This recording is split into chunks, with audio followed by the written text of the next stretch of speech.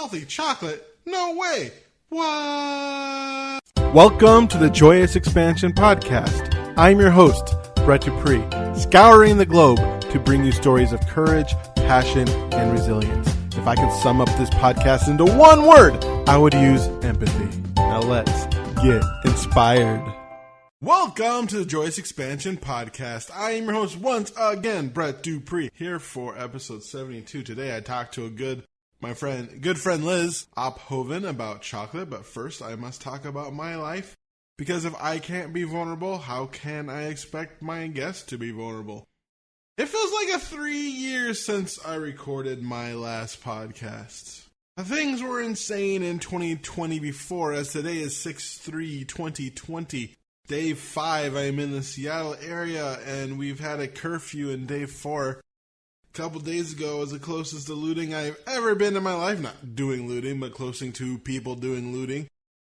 And just, the world has gone topsy-turvy. The funny thing is, everyone was talking about how the world wasn't going to be the same after this global pandemic. Then all of a sudden, things went up a notch. Pretty much dialed it up to 11. And I've been thinking that it is too much for me. I have never felt more anxious about living before. Generally speaking, in my life, when I felt anxious about, life, it's my own dumb choices and things happening to me. Like when I lost my job and had to declare bankruptcy. But this is another instance where I don't know what's going to happen, and it could be something with lasting consequences, and they can be very bad. Or things can get back to a new normal relatively quickly. By relatively quickly, I mean 2-3 years of kind of pain, but then things go back to normalcy with hopefully we step away from fascism and authoritarianism and really embrace our community and try to create something better than what it is, since we do have a country that a lot of things were founded with this idea from people who 200 years ago who didn't know, they pretty much thought that swamp gas caused diseases. And basically any person alive today with a second grade education has a better understanding of how the world works. I mean, they still don't know that Pluto is not a planet because they don't know Pluto exists. But, of course, this is just too much. I remember seeing the tapes. I'm 40. I still think of video media as tapes of George Floyd's death. I haven't watched it. I don't want to see another black man die. I'm used to that. I remember seeing it and thinking, oh, great. We're going through this again. I mean, that's the feeling I had. Here we go again. We're going to be upset for a little bit. They're going to drum up charges, probably after some rioting. Then nothing's going to happen. I knew there was going to be some rioting because this one was different. I knew it was different because the look on the officer's face, I could see it. And then the black man pleading for his mama, his dead mama. It's just hard. I mean, if you see my picture, you might think I'm Samoan, but I am half black. And I recognize that gives me a lot of privilege in this world. I mean, I grew up with mostly white people. I mean, I won't say mostly white people. Most of my friends are white. That's just the people I became friends with. I was more in tune with white culture growing up. But I grew up with my black dad. My sister is different. She's almost the opposite. She was friends with all the black kids. I always felt not black enough growing up. I always knew. I mean, number one, my grandpa would never let me forget. Obviously, if you met him. An amazing man who died last year. Almost wish he was alive to see what's going on today. In a way, I think he would enjoy all the protests. I know he'd be out there at 80-something, marching, being tear-gassed, watching the police brutality. It's been hard. And there's this guilt that I'm not doing enough. That I'm fine. I have a stable job that's paying me well. I am, at this point, not in any danger. My only danger is, honestly, since this whole pandemic started, the only danger I've had is how much Grubhub and DoorDash I've been getting. I'm trying to lose weight so I can stave off diabetes. That's been my burden. I've been able to think to myself, I can buy this because I'm helping small businesses, and if I lose weight, I'll be hurting the community. I haven't really talked to him about it. It's tough. It hurts. It really hurts. It's just so much pain. It's just so much pain. So much pain out there. It's so painful. I mean, just so much. And I recognize that. And I hate feeling it. I mean, that's a big reason why I eat so much. It's because I hate feeling it. I hate feeling pain. I hate being vulnerable. I didn't expect to do this, but I can keep it in. Other than the cuss word I just said. It sucks. It really sucks. And there's no joyous spiritual bull crap to get out of it. I just see that as just another form of fear. I think people forget that fear is flight, and fight is just another form of fear. And I've seen it in my spiritual friends who just fight bull crap, and you see it a lot of times, people trying to spiritual it away, and it's just frustrating. I'm frustrated. So frustrated. And helpless. That's another thing. It's helpless. It's so much bigger than me. I'm just some jerk on my computer talking to on a podcast that might get 20 people to listen. If it's good. Depends on how many Liz's friends listen. I'm good for like 6 to 10. And I feel like I'm not doing enough. You know? And it's just constantly feeling like not enough. So I'm working on that. I want to be more. I want to be a person of positive change upon this planet. I want to bring joy and love and awesome upon this planet. I want to be better. I have to be better. Not for me, but also for me. Also for me. Because I'm worth being better. I'm worth working on myself. And I'm worth trying my best. Make this world an awesome place. For most of us. As many as I can. And help people awaken to their awesome selves. And there's a place for that. So I can't do everything. I'm too fat and out of shape to protest. I feel guilty, especially after watching that BS video of Trump holding that Bible after gassing peaceful protesters. I don't think I've ever been more angry and helpless feeling in my life. Almost makes me want to buy a gun and go to a shooting range so I can protect myself from the tyrants like him. Almost. But I have to have faith. Faith in humanity. That this too shall pass. But as it passes, we have to go through it. Using the most biggest moment of my life to make myself better and not bitter and embrace love. Oh, jeez. Can't believe I'm going to put out a podcast where I cry. Thought of doing that is scary. You don't know how much I hate crying. That's not my favorite thing to do. All right. Woo, that was fun. But if I can't be vulnerable, how can I expect my guest to be? Luckily, I know the guest today. She is amazing, someone I love very much. She helped me through my bankruptcy a few years ago. If you've been following my podcast, and I talked about the cacao ceremonies, I know I mentioned it a few times that helped me through that. She's the one who runs them, and it was an honor to have her on. I met her by accident, kinda. I became obsessed with ceremonial chocolate. I just became obsessed with chocolate as a health food. And I started with this thing called Show Shy. It's one of those multi-level marketing schemes. I didn't buy it. I used to just buy it on eBay from the people who just want to unload their, people who failed in their business who just want to unload. So I would get it for like half the price. But it's still too expensive. It's like $2 for a little tiny freaking nugget. But then I started adding cocoa to cacao, or, cacao powder to my smoothies. One day I saw this meditation at the Bala Yoga Center in Kirkland about a cacao ceremony. And I drank the ceremonial cacao in the ceremony. Melina is the name.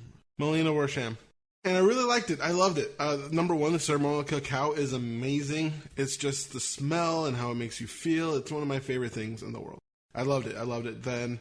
And then I was wondering when she was going to come back, because she wasn't living in Washington, to do another one because I wanted to do more. And I was running out of the chocolate I bought At the time, they were $20 a piece for a pound, and I bought $100. I bought 5 of them, and I drink it every morning, and it was great. I loved it. I loved the way it made me feel. It was just, it's better. In fact, I use it now for my Church of Awesome. Right before I do my podcast, I drink it. And when I make the Church of Awesome in person, I plan on making cacao a big part of it because it's just a great heart opener. But Liz is going to talk about it more. But I talked to Melina, and I was like, when are you coming back? And she's like, oh, this is my friend Liz. You should meet up with her. She does the same thing, and she has a sound bath. You'll love it. And I went, and I did. So I'm super happy to share my friend Liz with you. Liz Ophoven is a ceremonialist, cacao maven, healer, and artist. Liz has been leading ceremonies with Cacao and Sound Journey for over 5 years, guiding people to their highest, most authentic selves. She studied with 7 strong teachers for 7 years in the fields of yoga, energy work, aura healing, and psychic training. Certified 200 hours yoga instructor with BFA in Fine Arts at Cornish College of Arts, graduate of Psychic Awakenings, Clairvoyance Awareness Program, completed 3 years of energy school and spiritual journey work with UntamedYou, and a certified cacao practitioner with Keiths Cacao. Liz is an avid creator, currently writing a cookbook with her family, designing a clothing line, recording medicine music for Sound Journey, building ceramic workshop guardians for her solo art show at Core Gallery. In January 2021, is launching a line of sacred ceramic vessels to enjoy your cacao. She lives in Seattle with her husband and 2 tweens, their dog, cat, 2 guinea pigs, and other frequent house guests. Now here is my interview with Liz Ophoven. Hello, Liz, and welcome to my podcast. Awesome. Hi. I am excited to have you on. I've known you for, 4 or 5 years now? Yeah, I think it's been a while. For the listeners at home, I met Liz at a cacao ceremony that she runs with an awesome sound bath, and it has been a wonderful experience. Yeah, I keep thinking back to when we were sort of just starting out, and sometimes we would have quite a room full and sometimes not so much. And one time it was just Brett, and it was amazing. Yeah, that was pretty cool. I'm so thankful for the both of you for that. That was very helpful for me. Awesome. So how did you get started in your sound bath and your journey into spirituality and as a spiritual entrepreneur? Yeah. So I got started with the sound bath as a dear friend of mine came back from like a life-changing, I should say like midlife chrysalis changing trip to Guatemala. And she came back with some cacao from Guatemala, and taught me about cacao and taught me about sharing cacao and the power of it in creating community. I had been doing some guided meditations and some workshops kind of in the spiritual realm, talisman making and different things like this to get people together in a fun way, in an active way, and to help people in that kind of ceremonial setting to get their whole energy field cleared and cleansed. So the cacao, when I was introduced to that, just seemed sort of a magic portal where I could bring all of this together and share and heal. And one of the best ways to receive energetic healing is through sound. So I used to have a friend of mine come and play her quartz crystal bowls. But then one time she couldn't make it at the last minute. I played the bowls, and it kind of took off from there. Have you always been into spirituality type things? Yeah, kind of. So I think that I was in high school in the 80s, and there was a movement of spirituality back then called New Age, right? It was so funny and fun and cool. And my mom was a little bit into it, and somehow I got a hold of some New Age music. This artist called Andreas Wallenweider. And I would secretly listen to New Age music while doing my homework, and I ended up just loving it so much. And then I started reading some sort of self-help books and things like that back then as well. And it just started to lead me into this path of trusting my inner wisdom, basically.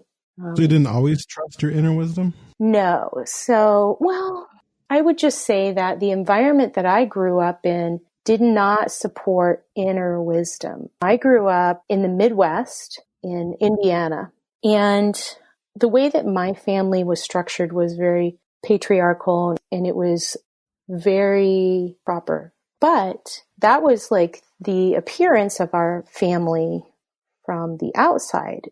The inside was really hurting and really struggling. And there wasn't a lot of love and there wasn't a lot of compassion and there wasn't a lot of support for people. But I had a very unique experience when I was growing up in this family. And I should also mention most of the men in my family were alcoholics. So I was growing up in this family where we're really working hard on appearances. There's a sort of a violence underneath of like people clawing and scratching for love and attention and support. But then something happened. So it was my sister and myself, and she was 2 years older than me. And she was diagnosed with childhood leukemia. So when I'm just actually 2 years old, before I'm even like really understanding what I'm alive, I grow up into this system of all of these things going into play. And then my parents dealing with my sister, a little girl who's just 4 years old at the time, having to start to get chemotherapy treatments. So that is a really, really intense, energetic for a family to deal with, especially a family that doesn't deal with things. I created an entire other dimension that I lived in, and that was my inner world.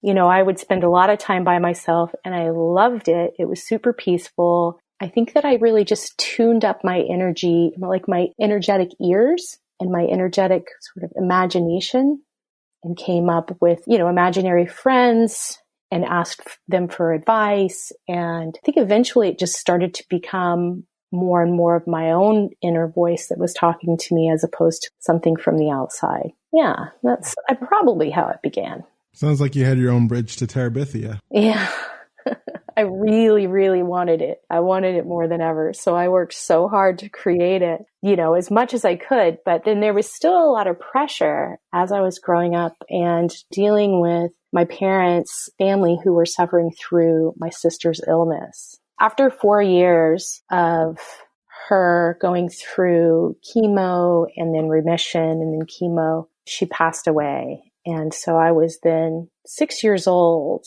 I was then sort of fell into an abyss of even more alone time.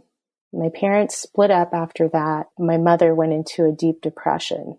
So I became super independent and I spent a lot of time alone and a lot of time trying to figure out for myself, you know, what was right and wrong, what was appropriate, what should I learn, and how can I take care of myself, and, you know, even how can I take care of my mother. So what I wanted to do more than anything was escape, and the best place was my imagination, which later became my intuition. So how can you tell the difference between intuition and escape? Right. Yeah. So there are a couple of different things that I've learned about disassociation and intuition. When life becomes really painful, especially emotionally painful, there is, for me, and I think many people, the desire to get away, right? You just want to pop on out of there. This can be disassociation. So I would do that. I would totally space out, go into my own little imaginary world. And this started to leak over into when I was in school as a young girl. My grades were really falling and I wasn't able to focus or pay attention. And the world just seemed kind of boring and also really scary. So disassociation can be unserving in a way, but it did also, it's like sort of, I don't know if there was a differentiation at that point. There was a way where I was just tuning into my own needs and I was tuning into something that I desired. As people get older and get into their teens, sometimes disassociation will lead you down the road of alcohol and drugs and just like getting away and not dealing with what's happening. And if you just take a little bit of a sharper turn there and spin right back into yourself, you can sort of reassociate but go inward. And inside there, it can be just as juicy and fun and cool, but you're still with yourself as opposed to departing from yourself. And then, you know, I'm not even sure at this point if I've answered your question, but I think I did. So that turning inside is how you broke because a lot of times when people's parents are alcoholics, the children become alcoholics. Is that how you try to kind of turn that around?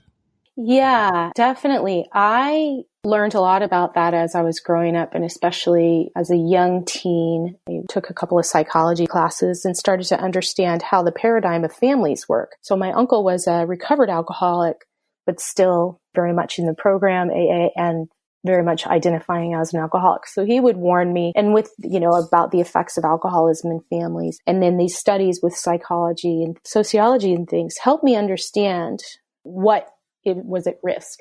And honestly, yeah, I tried it out. I was like, okay, so let me see. Am I one of those people? Am I going to go down this road of like sort of the lost soul? Will I be an addict? Will I be a total up in the world? I tried it on because it seemed like that was a predetermined outcome for me, especially with the death of a sibling added into that. And I decided it wasn't. I was just like, no, I know there are a lot of influences, but I have freedom of choice. I want to do a lot of other things. The easy way, I guess, would have been to just let my life drive me. But I chose to engage in my own personal path, things that I was interested in and things that were exciting to me, and drive my own life. It wasn't like one decision. It's come around over and over and over again. Who's driving here? It is a constant struggle because those things are true for me. At least it was clear from a very early age, like exactly what I would be up against and what some of my biggest hurdles would be in life in order to achieve my goals and dreams and desires. I feel, just kind of knowing that at a younger age and continuing to remind myself and understand what was happening helped me to overcome those hurdles and blockages. And one way for you that was going through your spiritual path. Yeah. My spiritual path started as more of a rebellious path. And I rebelled from my family, which was pretty conservative and kind of Republican. And I decided to listen to my heart and listen to myself, make my own decisions. Right. So like I was explaining earlier, I decided I was going to move away from my hometown as soon as I possibly could, because I knew the longer that I stayed there, the better chances that I would fall into this predetermined path. I used to ask myself this question, and it's super duper valid even today.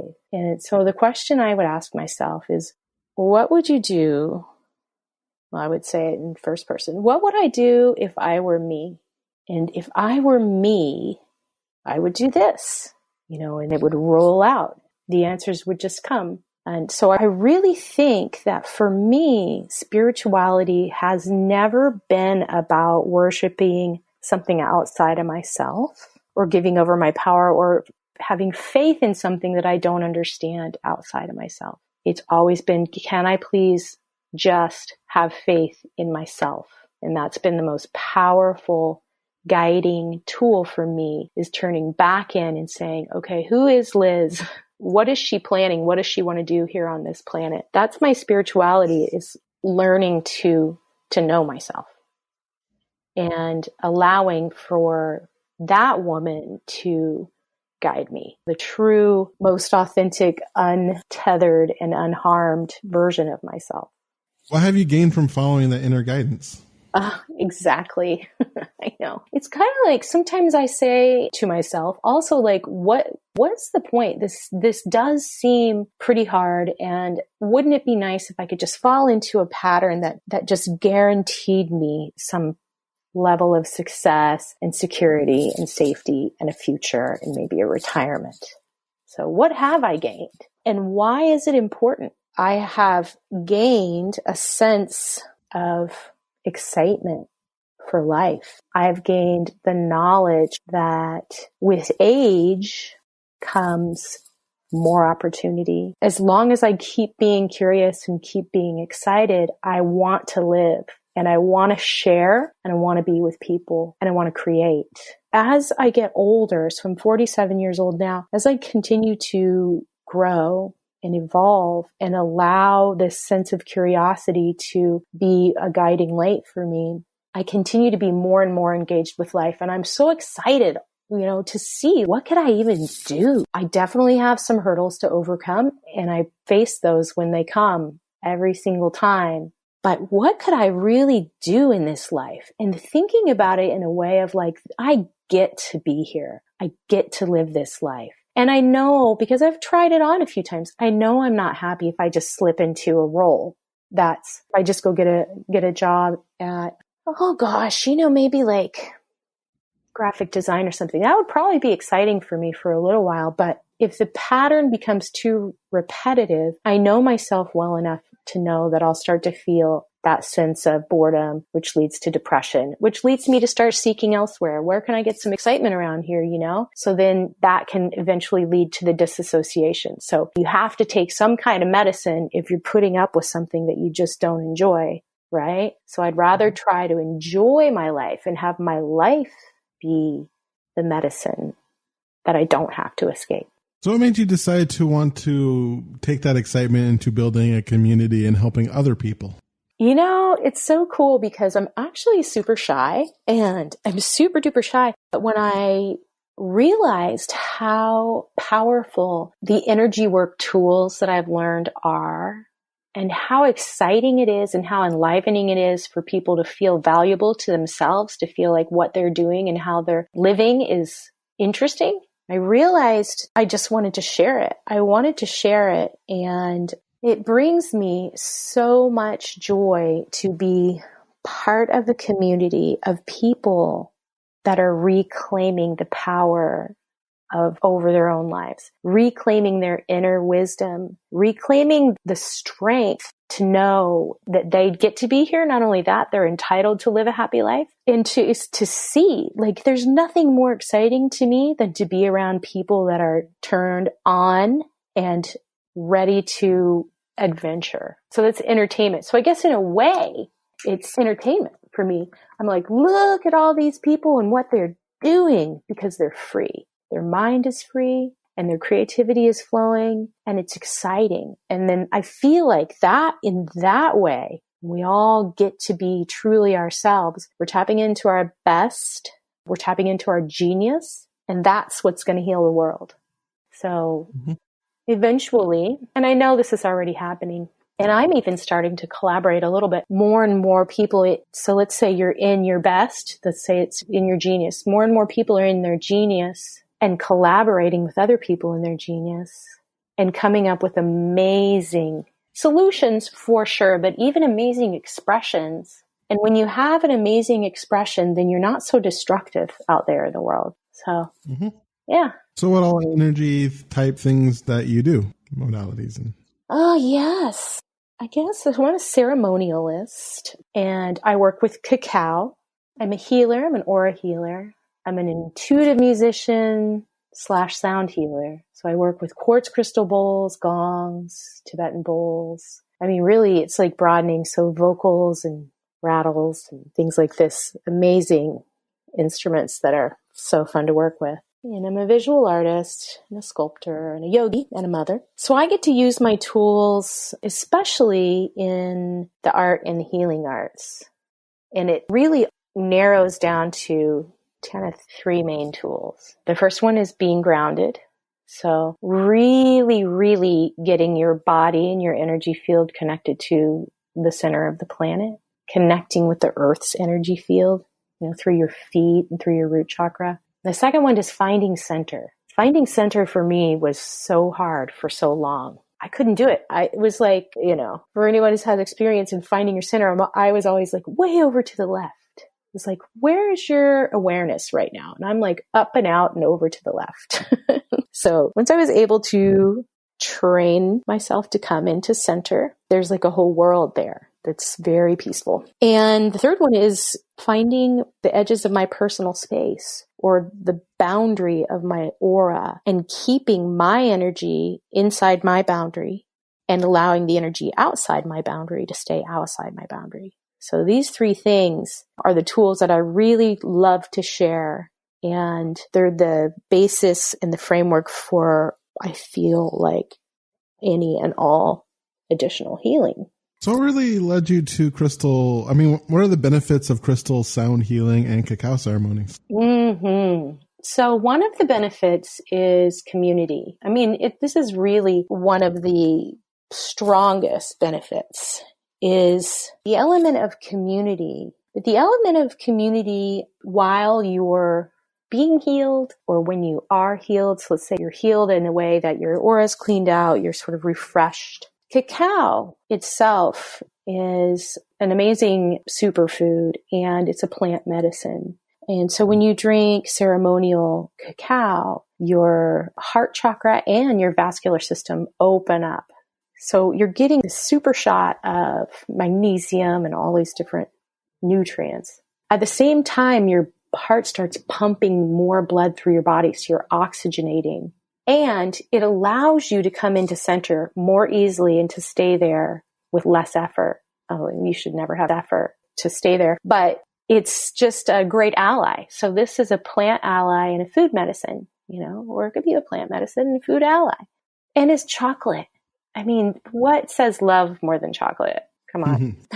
Right? So it just works. I drank it and I was like, whoa, this is an experience. I can feel it and it really works. It lends a great hand. It's wonderful in communities. And the quartz crystal bowls are fantastic healing tools because they transmit vibration, right? And they're perfectly tuned whole notes. The set I have is the 7 whole notes. And so when the vibration of the whole notes starts to leave the bowl and go out into the room, and then it crosses over into the energy fields of everyone at the ceremony, these whole note bowls that are perfectly tuned you have all of these notes in your body and in your energetic system. And so once these tuned pitches come through, if you're out of tune anywhere, which is exactly what happens when we're not feeling very good, the bowl vibrations bring you into tune. And they clean you up and tune you up and through a process called entrainment. So if there's a greater force that is perfectly in tune, it will tune up the other instruments in the room, and our bodies happen to be those instruments. And there's just something so fantastic about the sound of the bowls and their ability to help you fall into that meditative state, theta, or, just a deep relaxation. They take over the chatter in your mind and allow you just to be present. So you're getting centered, you're being present, and you're surrendering. You literally, I think, for me, is surrender into the sound. And just be a witness then to what's happening inside your mind's eye or inside your body. And your only job is to just be there and breathe.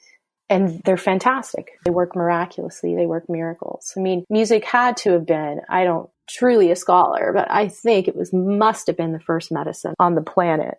Through the entrainment and the healing powers of the vibrations, the sound vibrations, and the awesomeness of the cacao, it's a perfect mixture for really cleaning out people's energy fields, brightening up their mood, allowing them to process, and that aspect of being in the room with other people doing the same thing. So you have acceptance, right? It's like, It's just a beautiful combination to me, and it really feels it works and it changes people's lives. I know it's helped me when I think about going to your cacao ceremonies in the last year, especially came during a very difficult time in my life when I was going through my bankruptcy and losing a job and actually grief when I didn't know I was even going through grief. And so it allowed me to process that. And I don't remember if I did, but I think even doing this podcast came out of just one of your cacao ceremonies, as well as definitely the Church of Awesome, and all the ideas through that just came through me from your cacao ceremonies. So other than me, do you have any other fun success stories that you'd like to share? Oh my gosh. Well, I mean, I love hearing that. And do I have any fun success stories? Any testimonials that people have given you? I get some really beautiful feedback. I think you've been there before as well, when people say, like, this is my church. And, I really love to be able to host the cacao ceremony and the sound journeys at least once a month. And it's been a little tricky lately. So we're looking forward to that.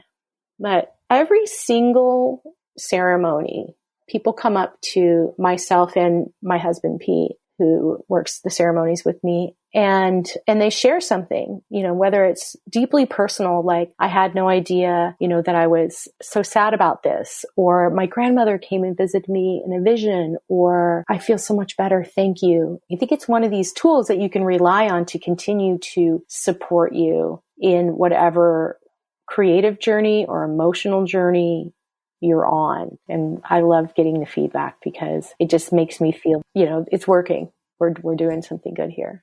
Yeah, my girlfriend was absolutely glowing afterwards and had so many just great connections because of it.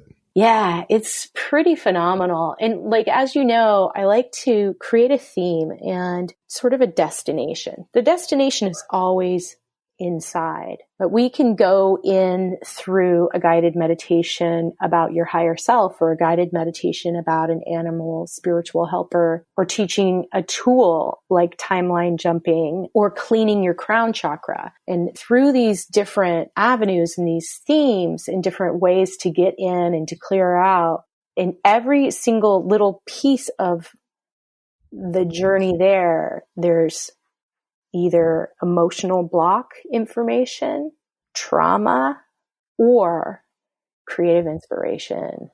Or there could be messages from your guides. I mean, it's endless what could happen and what does happen, people. I like to use these different doorways to come into the center and to mix it up a little bit so that you have an opportunity to get a taste of all these different paths and pathways that are all leading right into the center of you. Awesome. So we are coming to the end of our time together. And one thing I like to ask my guests is do a 1 minute of motivation. You can imagine this as if you have a time machine and you're going back to your 8-year-old self. But unfortunately, you only have a minute until you're taken back into the future before you're finished giving your information. So you only have 1 minute to do it. Or you can think of it as taking your entire life's purpose and mission and condensing it down to a minute. So are you ready? Yeah, I'm ready. Let's go. All right. I'll just hold you. Just get in my lap and I'll just hold you and rub your head for a little while. I'll do that for a minute and you'll be all better. But my motivational message would be to simply sit down with yourself and give yourself a little bit of respect. Treat yourself with some comforts, with some love, having some beautiful fabrics on your skin, something wonderful to drink, a comfortable place to sit. Take a few super deep breaths until you can start to feel that breath filling up your entire body. And ask yourself, who am I if I was me? What would I do now if I was my full self? Where would I go? What would I choose? How do I feel?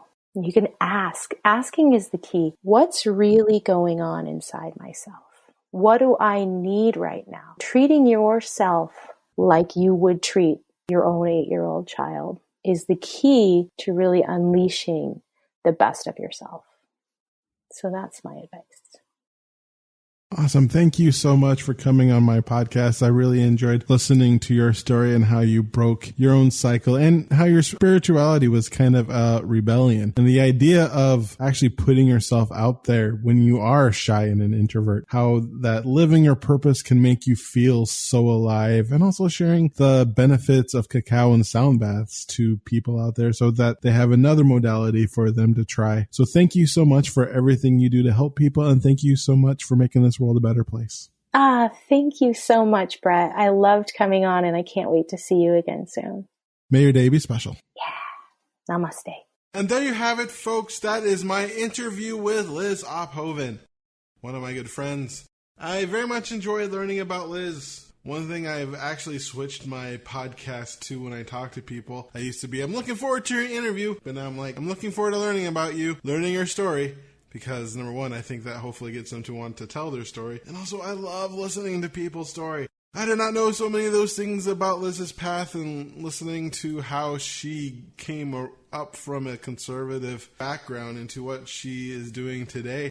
Starting in an act of rebellion, but then finding herself in that, I think is really cool. A lot of times we start things for different reasons. I know. Heck, I started my personal development goal just because I wanted to get with women and be able to talk to them. So you never know what you start out with, but once you go down that path of personal empowerment and self-development, it's wonderful.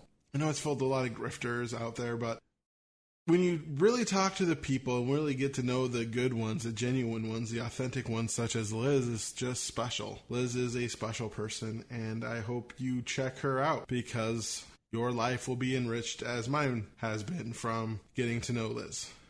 So if you want to actually get in touch, you can find Liz at happyholisticmystics.com, Facebook at Sound and Ceremony, and on Instagram at Earth2Liz, L-A-Z. Of course, all that's going to be in the description.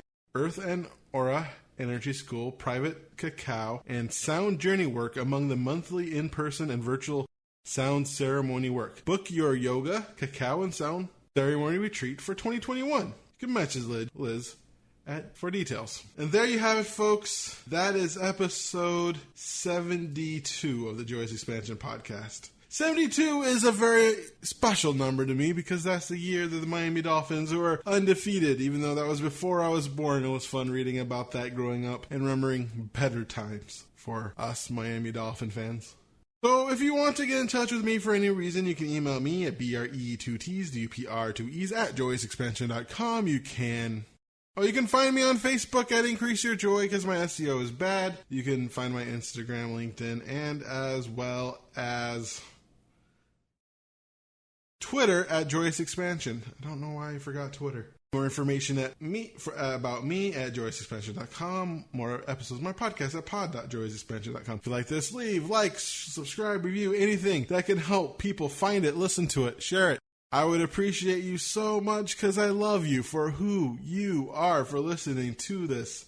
And I am Brett Dupree, your champion of authentic joy, joyous expansion, life coach, and catalyst of transformation of the Church of Awesome, reminding you to be love, to be joy, to be awesome. Now play that jingle. JoyousExpansion.com JoyousExpansion.com Come and say hello to Brett Dupree. He is an inspirational life coach, good for you and good for me. He turned my life from grey to blue, I'm sure he'll do the same for you. Get in touch and you'll see your life will change dramatically. JoyousExpansion.com JoyousExpansion.com